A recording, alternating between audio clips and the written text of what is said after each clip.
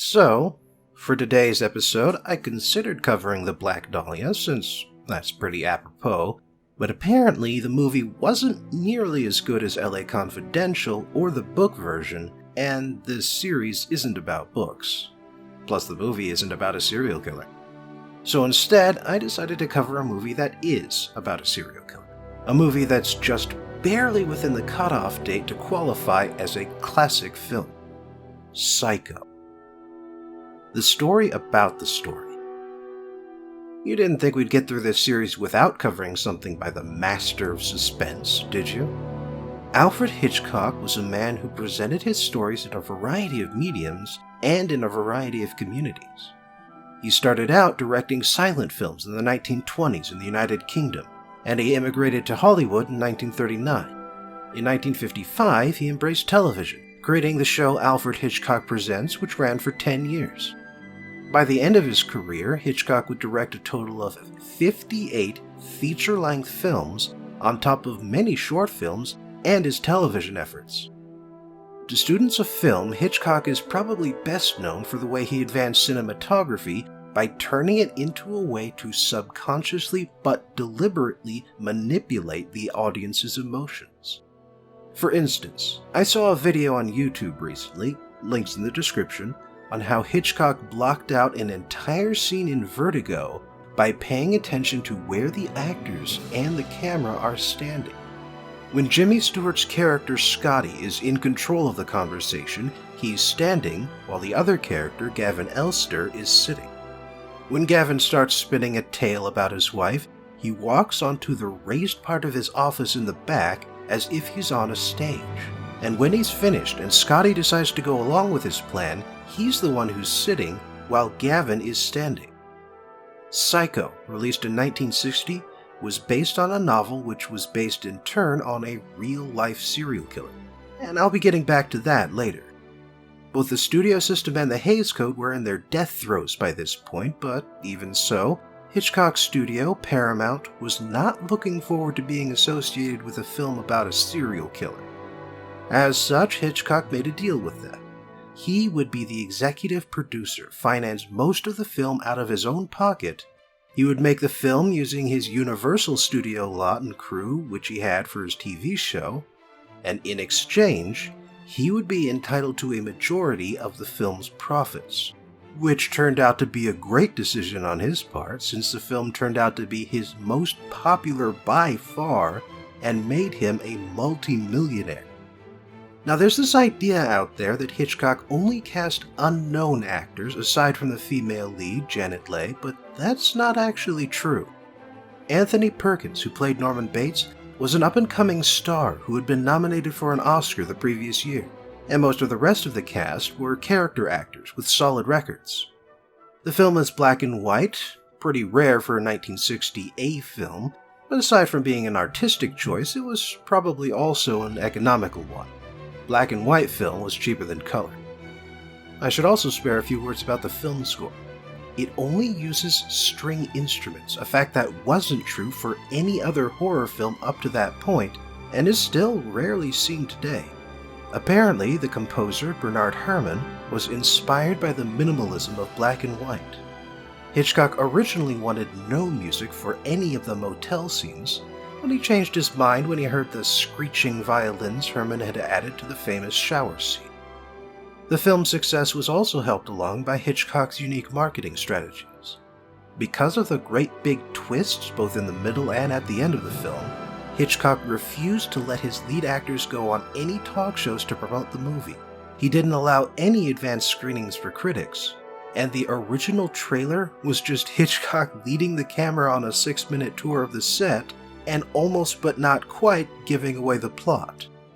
The biggest thing, though, was that he insisted that no one be allowed into the theater after the film began, which was very much not the policy up to that point. Apparently, Hitchcock was worried that people would feel disappointed if they came in late and never saw the lead actress, but it was also one hell of a gimmick. The cinemas wound up loving the way people lined up to get inside, too, so the policy actually caught on afterwards. The story. As soon as the credits finish, we start with an opening scene that was as much a dare for the censors as it was anything else. Seriously, Hitchcock offered to reshoot the scene with the censors present, and they backed off. We're in a hotel in Phoenix, Arizona with a couple of lovebirds enjoying a long lunch break together, in their underwear. Sam Loomis and Marion Crane are meeting in secret because Sam is up to his eyeballs in debt and alimony payments, and while they are two consenting unmarried adults, it was still somewhat scandalous in 1960 to have extramarital relations, let's say. Marion says she'd be alright with living on the bottom rung so long as they could live together, but Sam doesn't want to inflict his poverty on her. When the lunch break ends, they leave the rent-by-the-hour hotel room, and Sam heads off to his home in Fairvale, a non-existent town somewhere east of Los Angeles. "Oh hey there, Alfred. Nice to see you're still doing your cameo appearance thing." Marion heads back to the office where she works as an assistant to a real estate agent. Her boss, George Lowry, has just closed a deal with a Texas oil tycoon named Tom Cassidy. Cassidy is a boisterous man who's buying a new home for his daughter as a wedding present. And as a boisterous Texan millionaire, he's decided to buy the $40,000 property in cash. Lowry is rather unimpressed by this, since he prefers a check for such transactions, and he asks Marion to put the cash in their safety deposit box. Immediately.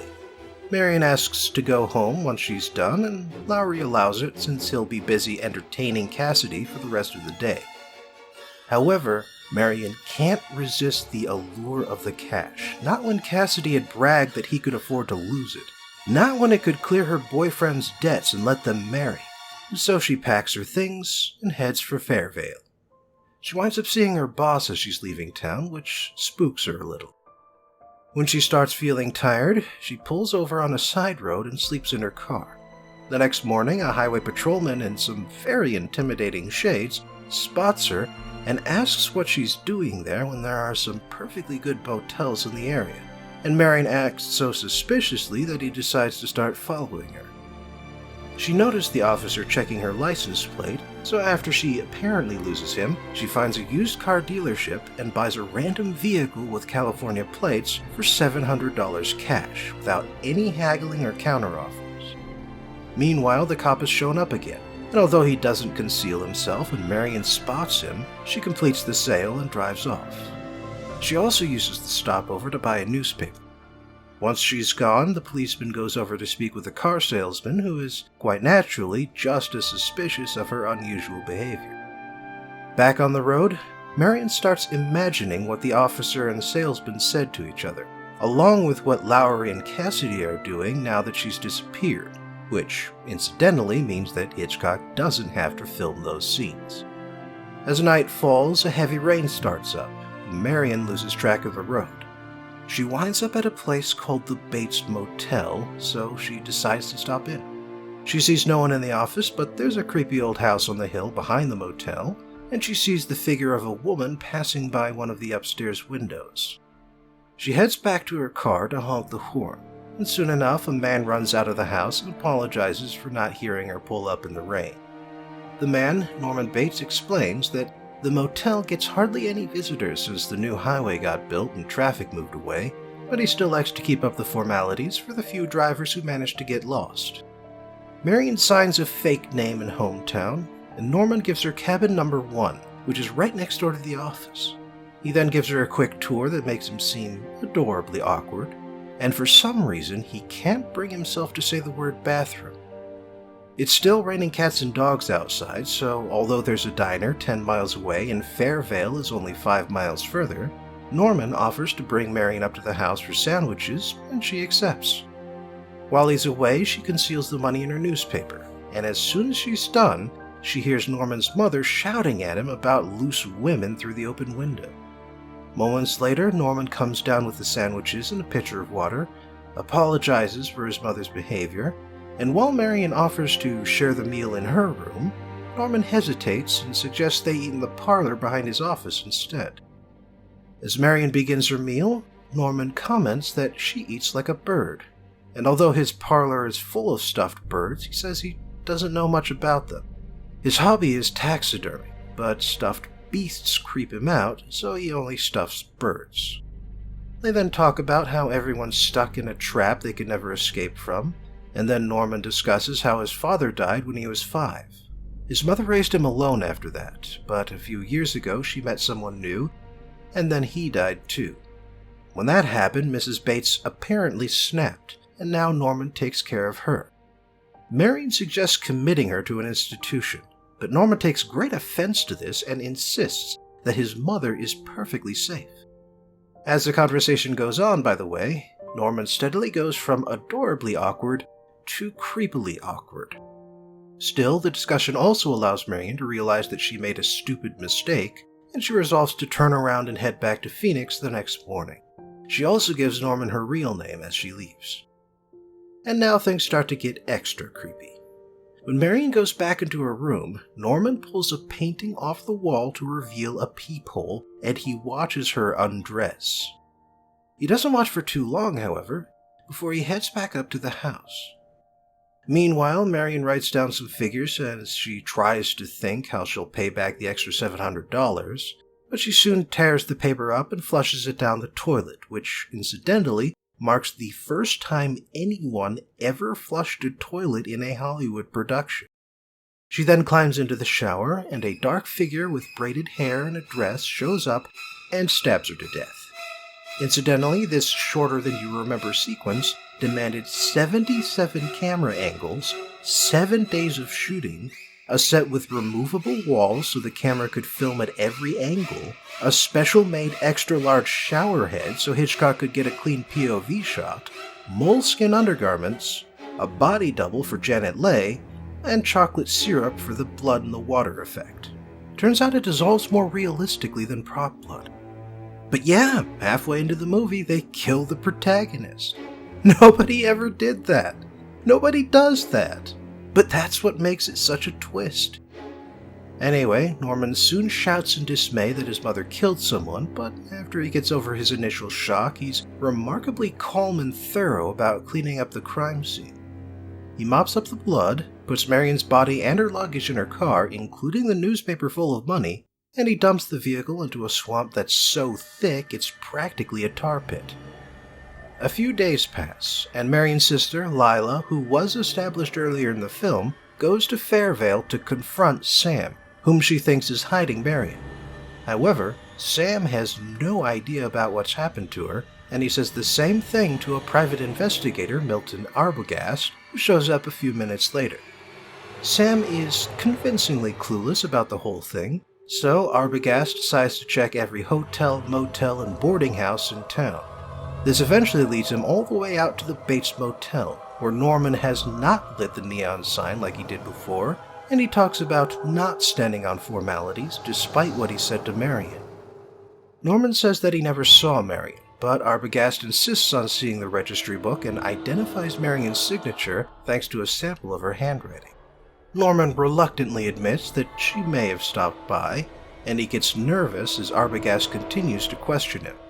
Still, Norman invites Arbogast to come with him as he changes the linens in all 12 cabins. However, as Arbogast steps outside, he notices a figure standing by the same upstairs window as before. When he points her out, Norman says that it's his mother, and when Arbogast suggests that Norman is hiding Marion, he gets offended again. Arbogast insists on speaking with Mrs. Bates, and at this point, Norman demands that he leave. Arbogast drives off and calls Lila to tell him that he's onto something at the Bates Motel, and he sneaks into the house to speak with Mrs. Bates. Unfortunately, as soon as he gets to the top of the stairs, the same killer as before stabs him to death. 3 hours pass, and Lila starts to get agitated. Arbogast promised to get back in touch within 1 hour, but he hasn't. She talks Sam into visiting the motel to see what's going on, but he doesn't encounter anyone since Norman is out back dumping Arbogast in the swamp. He does notice Mrs. Bates in the window, though. When Sam returns, he and Lila go see Al Chambers, the local deputy sheriff. They explain the situation, and at their insistence, Chambers calls Norman and hears him tell that the detective came by and then went away. When Sam and Lila add that Arbogast probably returned to speak with the mother, Chambers tells them that she's been dead and buried for the past 10 years, the only case of murder-suicide in Fairvale history. Meanwhile, Norman now knows more people will be coming, so he hides his mother down in the fruit cellar despite her protestations. The next day, Lila and Sam speak with Chambers again and find out that he's already been up to the base motel, and he didn't see anything while he was there. That's not good enough for Lila, though, so she and Sam pose as a married couple, rent a cabin, and start searching the place. They think that Norman murdered Marion for the money, and so when Sam is distracting Norman so Lila can investigate the house, he eventually confronts Norman with this idea, leading to a fight where Sam gets knocked out. Meanwhile, Lila is searching the house from top to bottom, but it's only after Norman races back inside that she thinks to look in the cellar. It's there that she finds Mrs. Bates, or more precisely, where she finds Mrs. Bates' mummified corpse. When she screams, Norman jumps into the room wielding a knife and wearing a dress and wig, but Sam manages to stop him just in time. We cut to later that evening at the courthouse, and a psychiatrist explains what the hell is going on. Norman was incredibly jealous of his mother, so when she found a new lover, he killed them both. The guilt got to him, however, so Norman created a version of his mother inside his own head, one who was just as jealous of his libido as he was of hers. He also stole her corpse and preserved it. The movie ends with the internal monologue of Norman as Mrs. Bates pretending to be helpless and harmless. Final thoughts. Psycho the book was based on the life and times of Ed Gein, who really wasn't that much of a serial killer. There's no doubt he was disturbed, of course, but he only had 2 deaths on his record, confirmed or otherwise. Compare that to Jeffrey Dahmer, who killed 17, John Wayne Gacy, 33, or Ted Bundy, who killed at least 30. Even Jack the Ripper is credited with 5 victims. Instead, most of Ed Gein's victims were already dead. He robbed the fresh graves of nearby cemeteries before they could fill them in with dirt, choosing only female corpses, and he turned the bodies into everything. Skulls for bedposts, skulls for bowls. He used preserved human skin for a wastebasket, chair covers, and an entire woman's suit Gein used to pretend to be his own mother. Even so, Gein is, in a very real sense, the grandfather of the slasher film. Aside from Psycho, Gein also served as inspiration for the Texas Chainsaw Massacre, and both films deeply influenced 1978's Halloween, considered by many to be the first modern slasher movie and directly responsible for the massive wave of horror films which came out in the 1980s. It's kind of funny how we all seem to be fascinated by the unknowable alien figure that is the serial killer, the slasher. Maybe it's that same uninhibited nature as the renegade, but I doubt it. Very few of us actually want to be killers, even if we sometimes wish that a certain person would die. Plus, it's hard to sympathize with what's often more of a humanoid creature than a real human. Their faces are always hidden or hideous, and if they aren't the stony-faced silent type, then they're reveling in all the death and gore. There's some catharsis in seeing an asshole get what's coming to them, but we also don't want to see the murderer kill everyone and get away with it. Unless that's the twist ending, of course, but then it wouldn't be a twist if we saw it coming. It's not that whole pure versus impure thing either. In many slasher films, especially the biggest ones, it's not even true that only the pure virginal protagonists get to live. I mean, there are definitely films out there that follow the formula, but doing so is by no means a guarantee of popularity, so popularity must stem from something else. So what is it? Fear. Why else would you see a horror movie, except to feel fear? So many people have this crazy notion that we don't want to feel all of our emotions, but that's clearly not true. Why would tragedies like Romeo and Juliet be so popular if we didn't want to cry at the end? Why would action movie melodramas like Commando sell so many tickets if we didn't want to hate the villains and revel in their demise? How could a horror movie like Psycho make Hitchcock a millionaire if we didn't want to feel so scared that some of the test audience members swore they saw that chocolate syrup turn red? We all want to feel all of our emotions, and we like it best when we can feel them on our own terms. That's one of the things that fiction, that stories can provide, a way to feel how we want to feel without any of the consequences that normally go with it. Now, this is mostly based on anecdotal evidence, but from what I've seen and heard, the people most attracted to horror movies and other stories are the ones who are the most easily scared. And I think they like these stories because they get to control their emotions rather than the other way around. Thanks for joining me again for today's film review, and I hope you'll join me next time for a movie about Frank Sinatra's substance abuse problem.